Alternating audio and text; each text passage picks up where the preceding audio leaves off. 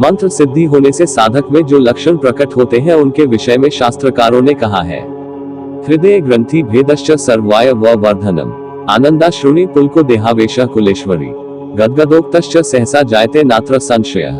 अर्थात जप के समय हृदय ग्रंथि भेद, समस्त अवयवों की वृद्धि, देहावेश और गदगद कंठ भाषण आदि भक्ति के चिन्ह प्रकट होते हैं, इसमें संदेह नहीं।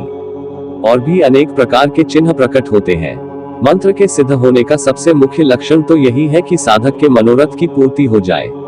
साधक की जिस समय जो अभिलाषा हो वह तुरंत पूर्ण होती दिखलाई दे तो समझ लेना चाहिए कि मंत्र सिद्धि हुई है।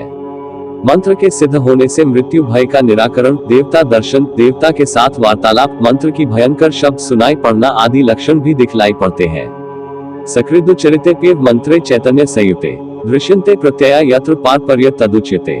जिस साधक को मंत्र की संपूर्ण सिद्धि प्राप्त हो जाती है वह देवता का दर्शन कर सकता है, मृत्यु का निवारण कर सकता है, परकाया प्रवेश कर सकता है, चाहे जिस स्थान में प्रवेश कर सकता है, आकाश मार्ग में उड़ सकता है, खेचरी देवियों के साथ मिलकर उनकी बातचीत सुन सकता है। ऐसा साधक पृथ्वी के अनेक स्तरों को भेद कर भूमि के नीचे के पदार्थों को देख सकता है।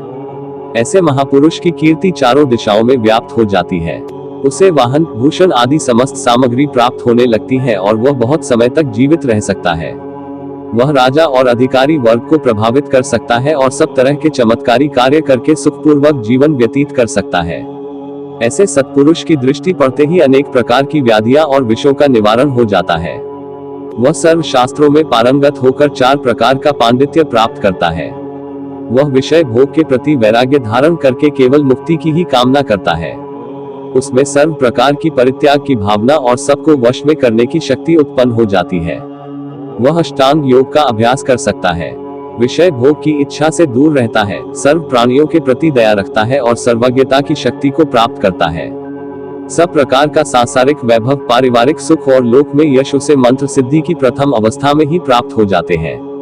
तात्पर्य यह है कि योग सिद्धि और मंत्र सिद्धि में कोई भेद नहीं है। दोनों प्रकार के साधनों का उद्देश्य एक ही है, केवल साधन मार्ग में अंतर रहता है। वास्तव में जो साधक जिस किसी विधि से मंत्र की पूर्ण सिद्धि प्राप्त कर लेता है तो उसके प्रभाव से वह स्वयं शिव तुल्य हो जाता है। कहा है, सिद्ध मंत्रस्तु यह साक्षात स शिवो नात्र संशय। मंत्र साधक को शास्त्र में बतलाई किसी भी पद्धति का अवलंबन करके मंत्र सिद्धि प्राप्त करनी चाहिए और जीवन मुक्त होकर शिव सायुज्य अथवा निर्वाण मुक्ति प्राप्त करना अपना लक्ष्य रखना चाहिए। युगावतार भगवान रामकृष्ण परमहंस ने ऐसी स्थिति प्राप्त कर ली थी। उन्होंने अपने अनुभव या अन्य साधकों को बतलाया था।